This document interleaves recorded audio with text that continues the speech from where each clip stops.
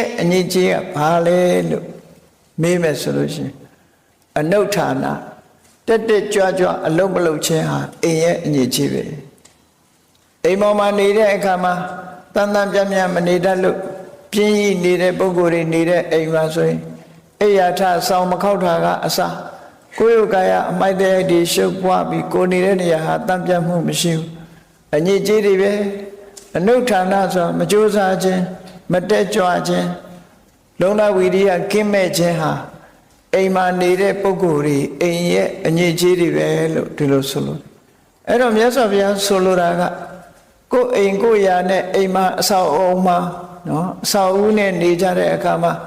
တန်တန်ပြန်ပြန်ကြည်ကြည်နွေ့နွေ့ဖြစ်အောင်လှလှပပပြင်ဆင်လို့စနစ်တကျထားပြီးဒီလိုနေတဲ့နဲ့ပေါ့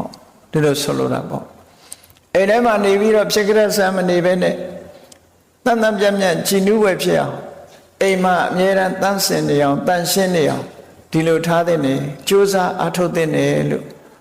အကယ်၍အဲ့လိုမလုပ်ဘူးဆိုလို့ရှိရင်အိမ်ဟာ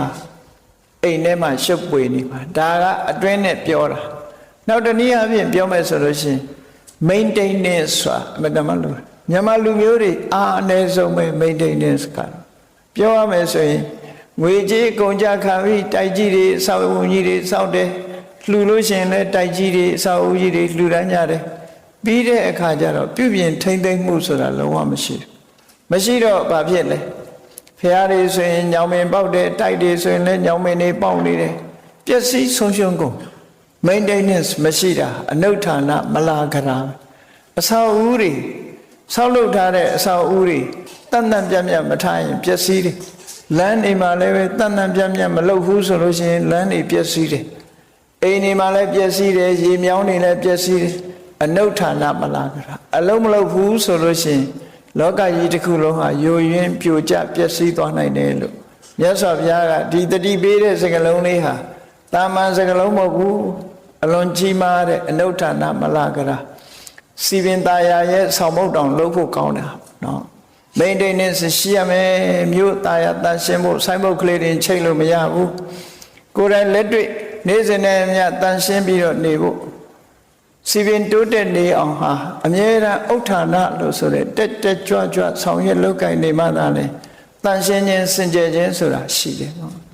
အဲ့ဒါမြန်မာပြည်မှာအားနည်းနေတုံးပဲမြန်မာလူမျိုးတွေတရားတရားအလွန်ကောင်းတဲ့အဆောက်အဦကြီးတွေဆောက်တယ်ဆောက်ထားတဲ့အဆောက်အဦကြီးတွေနောက်ထပ် maintenance လုပ်ဖို့ခေါင်းနဲ့မထည့်ဘူးတပြေးပြေးပြက်ပြီးတော့ယိုယွင်းပျက်စီးသွားတယ်အနေအထားမျိုးတွေရောက်တယ်ပေါ့ဒါတွေကတတိထားစရာမြတ်စွာဘုရားကိုယ်တိုင်ကအနုဌာနမလာကြတာတဲ့အဆောက်အဦတွေဟာနော်ခရီးမဆိုင်ဘူးမကြိုးစားဘူးမပြုပြင်ဘူးဆိုလို့ရှိရင်ဒါအညစ်အကြေးတွေပဲဒီအညစ်အကြေးတွေကိုရှောင်ရှားဖို့အတွက် maintenance အမြဲတမ်းဂရုစိုက်ပြီးတော့ထိမ့်သိမ်းဆောင်ရှောက်ရမယ်ဒီလိုထိမ့်သိမ်းဆောင်ရှောက်မှုလုံးဝသာလဲအဆောက်အဦတွေဟာကြာရှိတည်ထပ်မယ်လမ်းတွေကြာရှိတည်ထပ်မယ်ဒီလိုဆိုလိုတာပေါ့နော်ဒါကြောင့်မို့အလွန်အရေးပါတဲ့မြတ်စွာဘုရားရဲ့အဆုံးအမလောကကြီးတစ်ခုလုံးမြို့နယ်ကြီးတစ်ခုလုံးကျေးရွာတစ်ခုလုံးတာယာလှပဖို့အတွက်ကဥဋ္ဌာဏကြိုးစားအထောက်မှုကအလွန်အရေးကြီးတယ်ဒီလိုဆိုတာ